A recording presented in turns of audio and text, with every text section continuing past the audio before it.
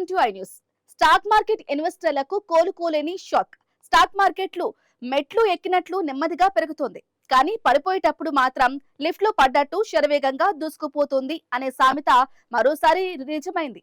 America Iran మధ్య యుద్ధ మేఘాలు తొలగిపోవటంతో 5 రోజులు పరుగులు పెట్టిన దలాల్ స్ట్రీట్ ఇప్పుడు అకస్మాత్తుగా రివర్స్ గేర్ వేసింది.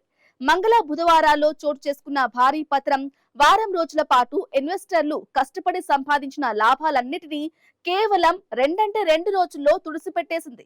మంగళవారం మార్కెట్లు ఘోరంగా కుప్పకూలితే బుధవారం కొంత కోలుకునే ప్రయత్నం చేసినప్పటికీ తీవ్ర అస్థిరత కొనసాగింది. అసలు 5 రోజుల ర్యాలీకి బ్రేకులు వేస్తూ మార్కెట్లు ఎందుకు పడిపోయాయి? ఇన్వెస్టర్ల సంపద ఎంత హరించుకుపోయింది? దలాల్ స్ట్రీట్ ను వణికించిన ఆ అంతర్జాతీయ కారణాలేంటి? Let's watch the story.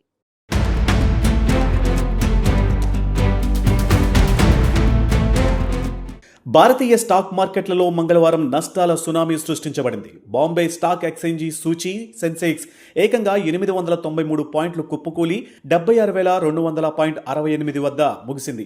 అటు నేషనల్ స్టాక్ ఎక్స్చేంజ్ సూచీ నిఫ్టీ కూడా 279 పాయింట్లు నష్టపోయి 23,824.10 వద్ద స్థిరపడింది.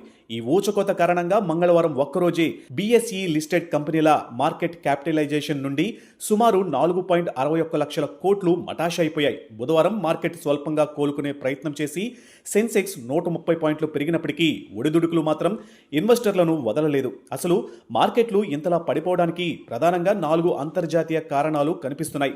మొదటిది ఎక్సెంచర్ ఎఫెక్ట్. అంతర్జాతీయ ఐటీ దిగ్గజం ఎక్సెంచర్ తన వార్షిక ఆదాయ వృద్ధి అంచనాలను తగ్గించింది. దీంతో ప్రపంచవ్యాప్తంగా కంపెనీలు టెక్నాలజీపై చేసే ఖర్చులను తగ్గిస్తాయనే భయం పట్టుకుంది. దీని ప్రభావంతో మన దేశీయ ఐటీ దిగ్గజాలైన టీసీఎస్, ఇన్ఫోసిస్, విప్రో షేర్లు 2 నుండి 3% పైగా నష్టపోయాయి. ఇక రెండవది దక్షిణ కొరియా మార్కెట్ సంక్షోభం. మంగళవారం దక్షిణ కొరియా స్టాక్ సూచీ కొస్పి ఏకంగా 10% కుప్పకూలింది. శాంసంగ్, ఎస్కే హైనిక్స్ వంటి సెమీ కండక్టర్ల షేర్ల వాల్యుయేషన్స్ మితిమీరాయన్న ఆందోళనలతో అక్కడ ట్రేడింగ్ను 20 నిమిషాల పాటు నిలిపివేయాల్సి వచ్చింది. ఈ ఎఫెక్ట్ మన మార్కెట్లపై తీవ్ర ఒత్తిడి తెచ్చింది. ఇక మూడోది యుఎస్ ఫెడ్ వడ్డీ రేట్ల భయాలు. మిడిల్ ఈస్ట్లో ఉద్రిక్తతల వల్ల చమురు ధరలు పెరిగి ద్రవ్యోల్బణం మళ్లీ పెరగొచ్చని బ్యాంక్ ఆఫ్ అమెరికా వంటి సంస్థలు అంచనా వేస్తున్నాయి. దీనివల్ల యుఎస్ ఫెడరల్ రిజర్వ్ ఈ ఏడాదిలో మరో 3 సార్లు వడ్డీ రేట్లను పెంచే అవకాశం ఉందన్న వార్తలు ఇన్వెస్టర్లను కలవరపెట్టాయి. నాలుగవది లాభాల స్వీకరణ. గత వారం రోజులుగా మార్కెట్లు భారీగా పెరగడంతో సురక్షితంగా లాభాలను వెనక్కి తీసుకోవడానికి ఇన్వెస్టర్లు మొగ్గు చూపడం కూడా మార్కెట్ల పతనానికి కారణమైంది.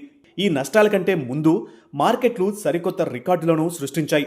అమెరికా, ఇరాన్ మధ్య శాంతి చర్చలు సఫలమై యుద్ధ మేఘాలు తొలగిపోవడంతో స్టాక్ మార్కెట్ శరవేగంగా పరుగులు తీసింది. వరుసగా 5 నుండి 6 ట్రేడింగ్ సెషన్ల పాటు ఏకదాటిగా సాగిన ఈ ర్యాలీలో నిఫ్టీ 24,150 మార్కును, సెన్సెక్స్ 77,400 మార్కును దాటి ఆల్ టైమ్ హై రికార్డులను నమోదు చేశాయి. ఈ 5 రోజుల్లో సెన్సెక్స్ దాదాపు 5%, నిఫ్టీ 4% పైగా లాభపడడంతో మదుపరుల సంపద లక్షల కోట్లు పెరిగింది. కానీ ఆ వారం రోజుల ఆనందాన్ని మార్కెట్లు కేవలం 2 రోజుల్లోనే ఆవిరి చేసింది. ప్రస్తుతానికి మార్కెట్ తాత్కాలిక కరెక్షన్ దిశగా సాగుతుందని మార్కెట్ విశ్లేషకులు చెబుతున్నారు. బుధవారం ఉదయం ముడి చమురు ధరలు కొంత తగ్గడం వల్ల మార్కెట్ స్వల్పంగా కోలుకున్నప్పటికీ అంతర్జాతీయంగా వడ్డీ రేట్ల భయాలు, గ్లోబల్ టెక్నాలజీ రంగంలో నెలకొన్న మందగమనం వల్ల మార్కెట్ మరికొన్ని రోజుల పాటు తీవ్ర అస్థిరంగానే ఉండే అవకాశం ఉంది. కాబట్టి రిటైల్ ఇన్వెస్టర్లు తొందరపడి నిర్ణయాలు తీసుకోకుండా కాస్త ఆచితూచి అడుగులు వేయడం మంచిదని నిపుణులు సూచిస్తున్నారు.